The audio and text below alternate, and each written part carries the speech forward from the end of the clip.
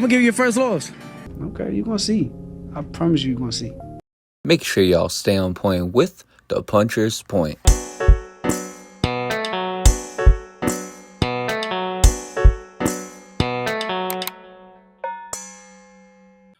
What is good, y'all? Welcome back to the Puncher's Point.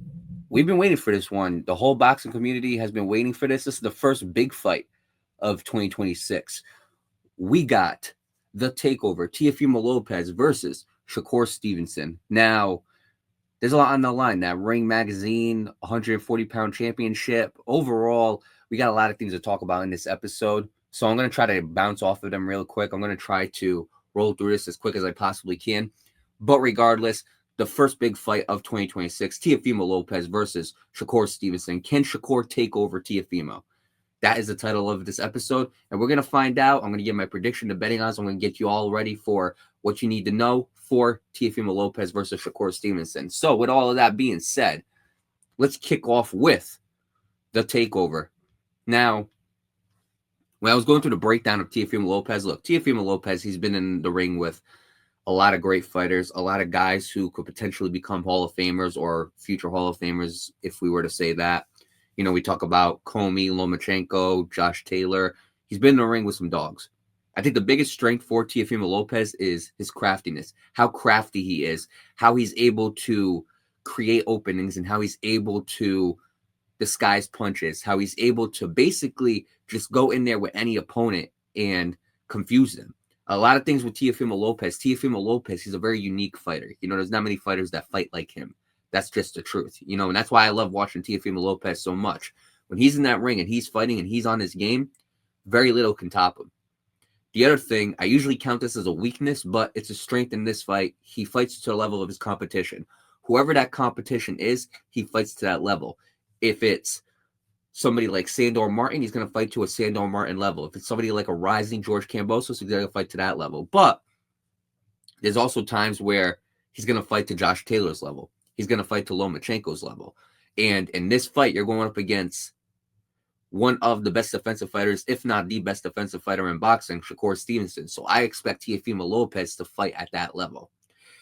Another strength of his, if I had to point to his biggest punch, I'm going to say it's the left hook.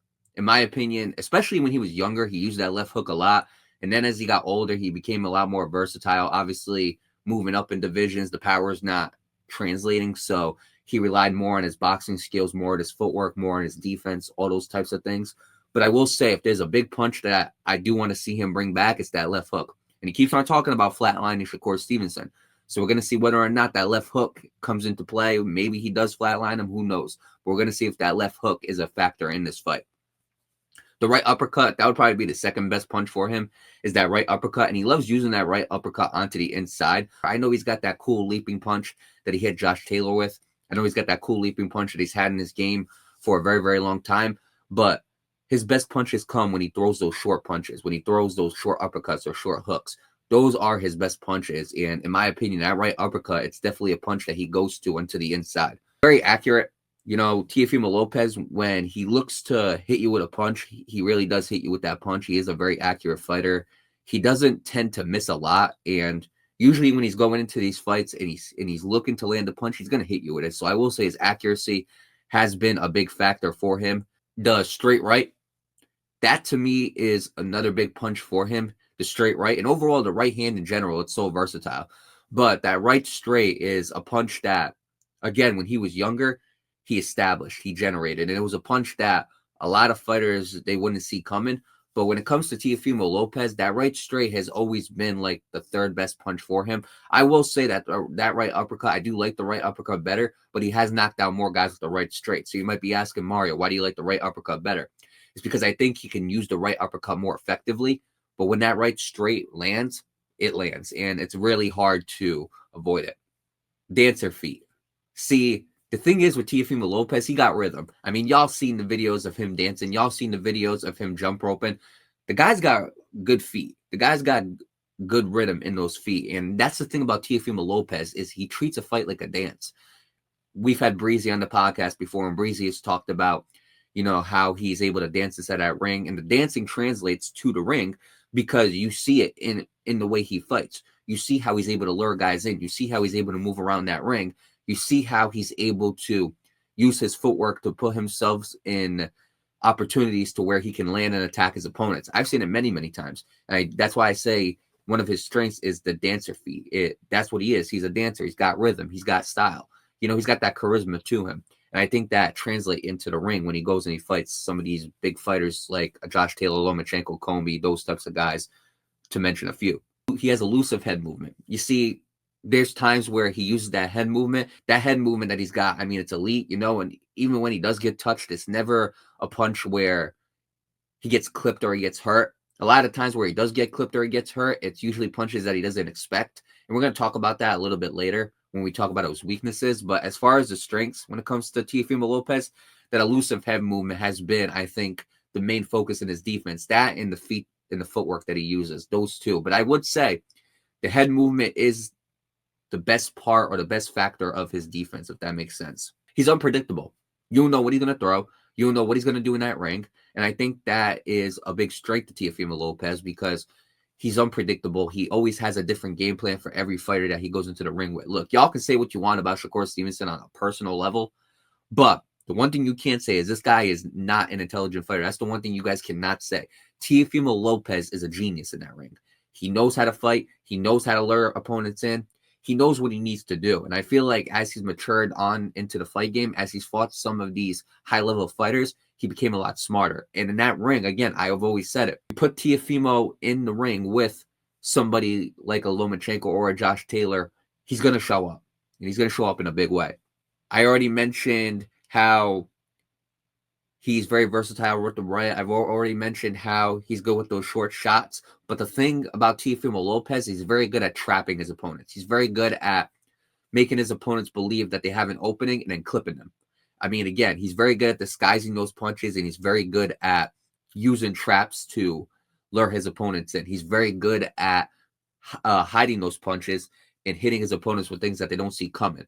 And that, to me, is going to be the biggest factor in this fight, is whether or not he can hit Shakur Stevenson with something Shakur Stevenson hasn't been hit with before. Because Shakur Stevenson, again, he's a guy that's been in the ring with some dogs. But as far as the heavier divisions, like the 140s, the 135s, Shakur Stevenson still got some stuff to prove. Teofimo Lopez, on the other hand, he's already proved that he can go into the division and beat the number one guy. He's already proved that he can go in there and fight the top of the top, the cream of the crop. But the thing is, with Teofimo Lopez, he's got those traps. He's got those punches that he disguises. Every fighter that goes up against Teofimo Lopez, they always get hit with something that they haven't been seen before. Lomachenko got hit with punches that he hasn't seen before. Josh Taylor got hit with punches that he hasn't seen before. Arnold Barboza has gotten hit with punches that he hasn't seen before. Even Kambosos was getting clipped with some shots, even though he lost that fight. But regardless, he's really good at luring you into those traps. And then obviously, I've kept on mentioning the resume. I do believe the resume is the most important thing because Teofimo Lopez and Shakur Stevenson, those two have fought the best competition out of anybody between 130 and 140. I'm going to keep it real. Those guys have fought so many world champions, so many future Hall of Famers that overall they could retire today and be a Hall of Famer themselves. So I will say that resume as well is going to help him. And then the mind games that he has.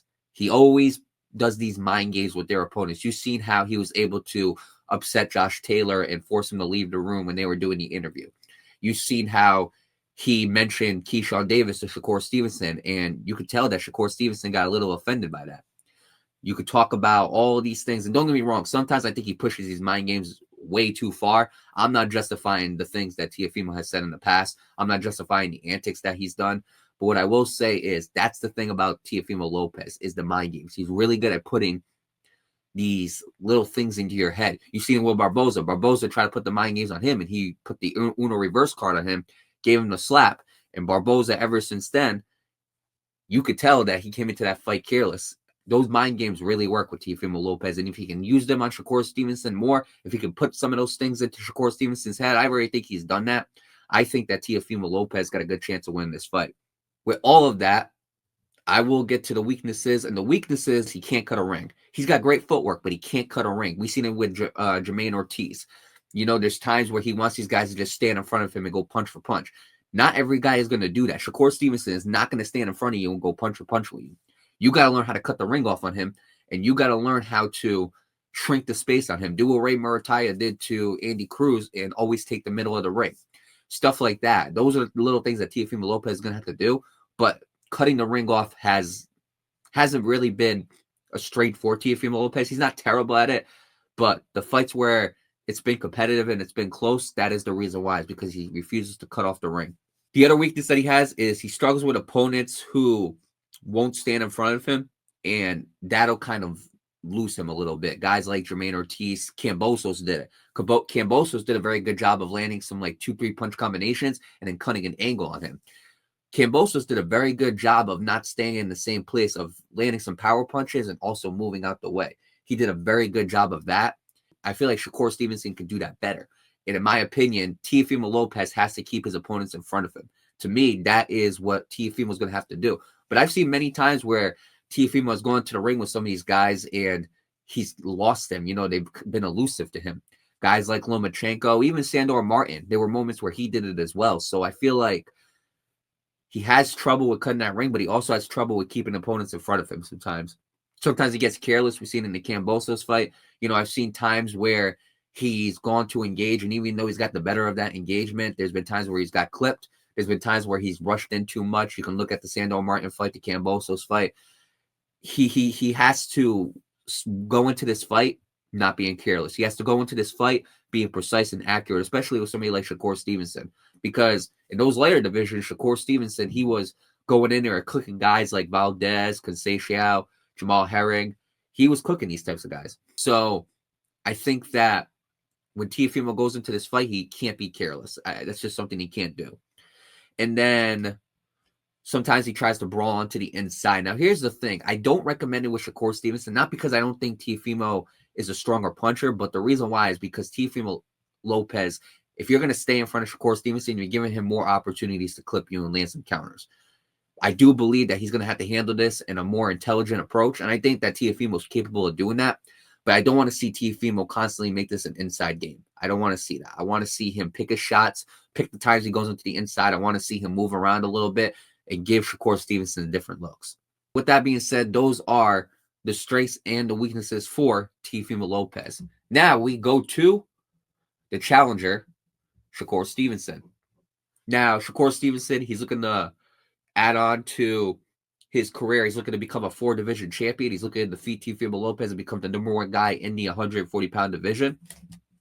So with all of that being said, let's get to the breakdown for Shakur Stevenson. So the first strength with Shakur Stevenson, it's the most given. He's got the best defense in boxing. Y'all can point to Bivol.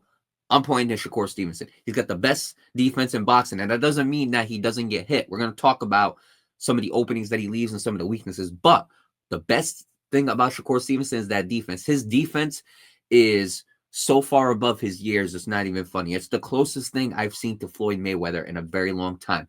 Shakur Stevenson is very good in all assets of defense. In my opinion, the way I talk about Idoway's offense is the way I would talk about Shakur's defense. It's polished, it's very calculated, and he does a very good job of using footwork, using head movement, creating traps, creating setups, forcing his opponents to engage and clipping them with counters. All of that stuff he does very well. It's like you mix it into a pot and you create this masterful defensive fighter. And again, we've seen how good defensively he is. There was the Edwin De Los Santos fight, which was not good at all. But even him being sick, he was able to outbox Edwin De Los Santos. There was the fight with William Zepeda, a power puncher like him. He was able to go in there and put on a defensive clinic. There were the fights with Padley. There was the fights that he had in the lighter divisions like Conceição, Valdez, Jamal Herring. There were guys like, if you really want to, like Yoshino, he's always shown that he is that defensive fighter. So I will say, if there is a strength for Shakur Stevenson, that is the biggest one. If I had to point to his best punch, I would say it's the left straight or the straight left. I would say that is his biggest punch. He's very good at using that straight left. He's a southpaw fighter. A lot of people forget about that when it comes to Shakur Stevenson. He's a southpaw fighter. Even though he's so polished defensively, that left straight, if he clips you with it, again, it's a punch that hurts. And it's a punch that I think that Teofimo is going to have to avoid. And it's a punch that I think Shakur Stevenson is going to have to use to his advantage. But I will say that is not the biggest punch in this fight that Shakur Stevenson needs to use. The right hook. To me, that is the punch that Shakur Stevenson is going to have to focus on polishing in this fight. And the reason why I say that is because every single time Teofimo has been knocked down or clipped, it's been with the right hand, basically 8, 9 out of 10 times. It's always been with the right hand because Teofimo Lopez got that stance where he leaves the left side of his face open. So that right hand is always able to click. If there's a punch that you're going to knock down Teo with, it's that right hand. And Shakur Stevenson's going to have to find the perfect time to land that right hand. And when he lands it, he's going to have to use it efficiently throughout the entire fight. The other thing about Teofimo Lopez is he's got underrated body work. I mean, we've seen how dominant he was to the body when it came to Josh Padley, even though Josh Padley was coming on, I believe, like 2 or 3 days notice. We've seen how dominant he was to the body, but not even that. But Shakur Stevenson is constantly targeting that body. Through round 1 to round 12, he's constantly targeting that body for as long as it takes. And you could tell that opponents start gassing out because of the body work that Shakur Stevenson does. He's not that type of body puncher where he's going to go in and he's going to rip some rib-breaking body shots, but he's going to be that type of guy that in the middle of his exchanges, I'm going to tag you 1 or 2 times to that body. I'm going to keep on tagging you to that body. Until you defend it, I'm going to keep on tagging you to the body, and when you do defend, I'm going to come up high. That's the type of fighter Shakur Stevenson is. He's constantly targeting that body, even if it's a jab to the body or straight to the body, it doesn't matter. He's constantly targeting that body, and you could tell how it takes a toll on his opponents as the fight progresses. His hand speed is one of the biggest things. Even though he's got that defense, the hand speed comes along with it. And you could tell, especially when he was in those later divisions, that hand speed definitely worked for him. You could tell that hand speed was top notch. It was probably the best in that division. Now we're going to see how that translates to 140. It translates great at 135. Now he's going up to 140. So we're going to see how that works. But overall, his hand speed has always been a strength for him. He's very good with range and spacing. He's very good at knowing when to go into the inside and when to go into the outside. And that's why I said I don't want to see Teofimo just engage onto the inside thinking that's when it's going to work. But what I noticed is he's very good at keeping that range. He's very good at being the guy to lead the fight, kind of like a matador. And his opponents are like bulls. He's very good at luring his opponents in, forcing them in situations that they shouldn't be in so he can land a counter. But he's also very good at timing and creating the space to kind of decipher where his opponents are going to go and where his opponents are going to be. And once he figures it out, he's right there to capitalize on it. So I will say his range and his spacing is a great attribute to Shakur Stevenson's game. He's got a good smooth jab. Again, you see him use that jab a lot. And it's not a power jab, but it's a smooth jab to where he's able to control the range. He's able to land a couple punches, kind of get those points on the board, kind of get the points for the judges. He's got a good jab. It's a very smooth jab. It's not a powerful jab, but it's smooth, and it's a jab that he can use to frustrate Teofimo Lopez as well. He's good when his back is against the ropes. I never suggest that an opponent's should be on the ropes. I always get off those ropes. Do not stay on them. Shakur Stevenson thrives when his back's on the ropes. When his back is on those ropes, he thrives with luring his opponents in, and he thrives with forcing his opponents in situations. That's how he's able to land these punches, and you even see him voluntarily go on the ropes.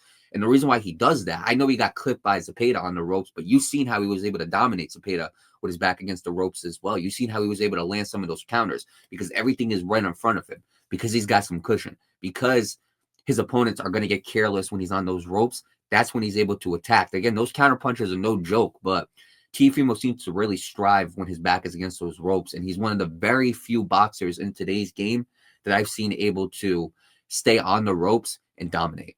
He's got very good movement. Again, like I said, he's got great footwork. He's able to move around that ring, cut angles, do all those types of things. He's never staying still. He's constantly moving around the ring. And when he is staying still, he's basically processing all the details and the information that he needs to get his opponents in the worst place possible. And then last but not least, he's a very patient fighter. This is not a guy who's going to rush in and get clipped with some careless shots. This is a very patient fighter. He's going to take his time with you. He's going to take his time to see what's going on, and he's going to make the best decision off of that. So I will say those are the strengths for Shakur Stevenson. Now, with all of that being said, if he's great on defense, then what are the weaknesses that Shakur has? Well, I'm glad you asked. The first weakness for Shakur Stevenson, inside pressure. Once you get into the inside with him, once you get him backing up and you get that inside pressure on him, you can make it a very rugged fight. I've seen it with Zepeda, but the biggest one that I've seen it with is Josh Padley. Josh Padley was able to do some work onto the inside, and even though he really didn't hurt Shakur Stevenson, Josh Padley was also the smaller fighter. Teofimo was going to be the bigger fighter in this fight. that inside work with Shakur Stevenson, he was doing some inside work. He was doing good at landing some punches on the inside, going to the body, kind of cutting the body a little bit of Shakur Stevenson. That's another weakness of his. He leaves his body open a lot. But one of the things I found very interesting when it comes to the weaknesses of Shakur Stevenson, especially in that Padley fight, was how Padley was able to turn the clinch around on him. There were times where Shakur Stevenson would clinch and Josh Padley would turn him around and get him on those ropes and start going on to the inside. I feel like that's something that Teofimo needs to do. And I feel like it's a weakness sometimes with that clinch that Shakur Stevenson has. You can do that on Josh Padley, but if Josh Padley is able to turn you around like that, how can Teofimo not? Teofimo is way bigger than Josh Padley. And if you go into this fight thinking that you're just going to clinch Teofimo, he's going to do nothing about it, I think you're dead wrong. Teofimo, I think, has got a plan for that clinch. The other weakness that Shakur Stevenson has is the one-punch shot. If you look at the shot that Zepeda clipped him with, it was one punch. It wasn't a combination. It was a quick one punch that Shakur didn't see coming. It was laying low. He came up, clipped Shakur Stevenson. Shakur Stevenson, it buckled his legs. And Shakur Stevenson was able to recover. He was able to take the hit and regroup. So credit to Shakur Stevenson. But if you're going to hit him with a shot, it's got to be those punches that he doesn't see. That's why I said Teofimo Lopez, the strength that he has in disguising his punches, it's going to be interesting to see how he used that against Shakur Stevenson. The other weakness with Shakur Stevenson, I mentioned how patient he is, but sometimes he's too laid back. Sometimes he's not engaging. Sometimes offensively, he's just not there. And that's always been the problem with Shakur Stevenson. Is his defense is great, but his offense sometimes has been lackluster. Sometimes he's not engaging onto the offense. Sometimes he's not going in there and he's just too laid back. He's just waiting for somebody to make the move. I need to see Shakur Stevenson a lot more aggressive. I need to see Shakur go in there and apply offense, be the pressure fighter, but also keep that defense to him as well. I need to see Shakur Stevenson take control. And sometimes he just waits for the fighter to make a move. And I think that's a weakness for him because I feel like sometimes he's too laid back and sometimes he keeps too slow of a pace. I think in a fight with Teofimo Lopez, a guy who is constantly fast, a guy who is constantly using his speed, I feel like with Teofimo Lopez, I feel like he's going to make this a fast-paced fight. And I think that it's going to be tough for Shakur Stevenson to handle that type of pace if he's going to keep on using that slow pace that he's got. You can create openings with feints and level changes. That's another thing that Teofimo is good with as well, is feints and level changes. Shakur Stevenson is good at it too, but there's a lot of times that if he does get clipped, it's because of level changes, it's because of feints, it's because you're able to force Shakur Stevenson to lower a guard or force him to raise the guard to where you can attack him to the body and do things like that. So I will say level changes might be the biggest thing for Teofimo in this fight. And then last but not least, he doesn't chain his punches together. A lot of times you'll see him throw like a 1-2 punch combination. Unless he gets the guy hurt, he's going to stick it with that and keep on moving on and regroup and reset. And he doesn't really chain his punches as much as I would like to see him. There's moments where he does, but there's also moments where he doesn't. I feel like we've seen a lot more of the moments where he doesn't chain those punches together. I believe he's gotten better throughout the Padley fight and the Zepeda fight, but I do need to see him chain those punches together a lot more. And so we go to the keys to victory for Teofimo Lopez. What is Teofimo Lopez going to have to do to win this fight? Well, the first key to victory I have is disguise his punches. Do not show Shakur Stevenson your hand. Keep those punches hidden and land those punches when he least expects it. Again, those one-punch shots. Those are the punches that he's going to have to land in order to win this fight. Zepeda hit that shot. Shakur Stevenson didn't see it coming. You're going to have to be unpredictable. You're going to have to force Shakur Stevenson to think. You're going to have to force Shakur Stevenson in situations that he's not comfortable with. And I think the best way to do that is to disguise your punches. Don't show him your hand and hit him with some punches that he's not going to see coming. Win the clinch exchanges.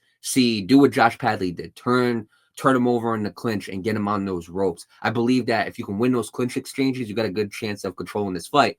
And on top of that, Teofimo was talking about hitting all punches that are a part of the body. He asked them, like, any punch that is above the waist is legal, correct? And Shakur Stevenson thought he was talking about hitting him in the head. I think Teofimo Lopez is talking about hitting him in the shoulders, the arms, the elbows, the forearms, all those types of things. I think Teofimo Lopez wants to wear down those types of joints, which would be a brilliant move. I mean, we've seen Canelo use it and have a lot of success with it.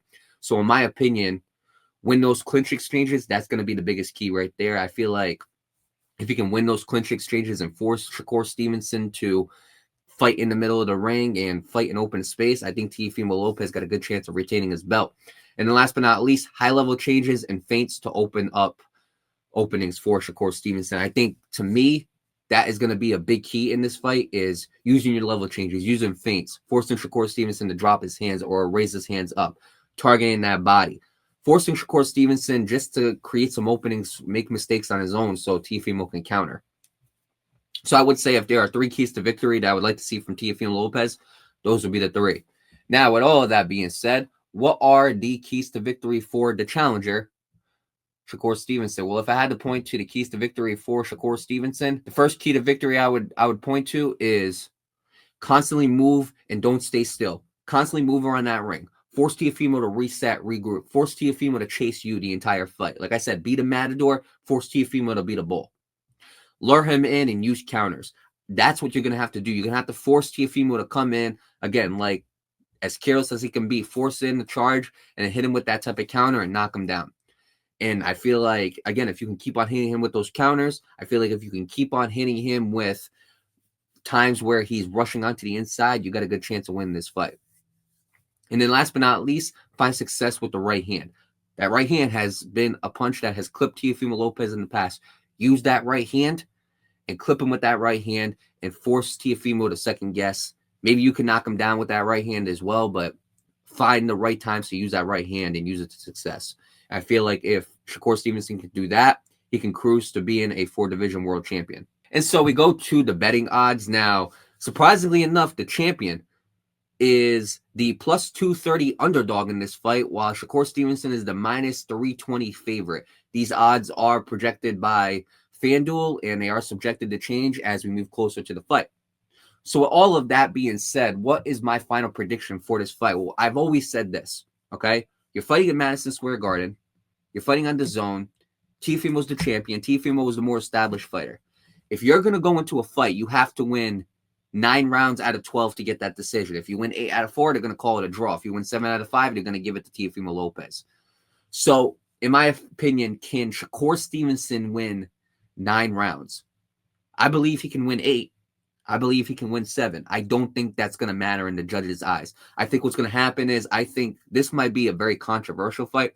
I think I could see Shakur Stevenson winning 7 to 8 rounds, but I think to the judges, I don't think it's going to matter. I think that if Shakur Stevenson doesn't have a dominant round, if he doesn't have decisive rounds, he's losing this fight. And with somebody like Teofimo Lopez, who has been in the ring with some of the best defensive fighters to even fight in the game, the fact that he's been in the ring with a guy like Josh Taylor, who was a good fighter, the fact that he's been in the ring with a guy like Lomachenko, who was one of the best defensive fighters as far as footwork, Teofimo Lopez has seen those types of things, and I believe he's going to have a lot of close rounds to where these judges are going to lean it towards him. And I'm not saying that Teofimo is going to go in there and cruise and get this decisive victory, but what I am saying is I could see the judges giving the fight to the champion, Teofimo Lopez, especially in New York, than to give it to somebody like Shakur Stevenson, who's going to have to decisively win 9 rounds. And I don't think he's going to be able to do that. That's always been my rule. In order to beat the champ, you have to beat them decisively.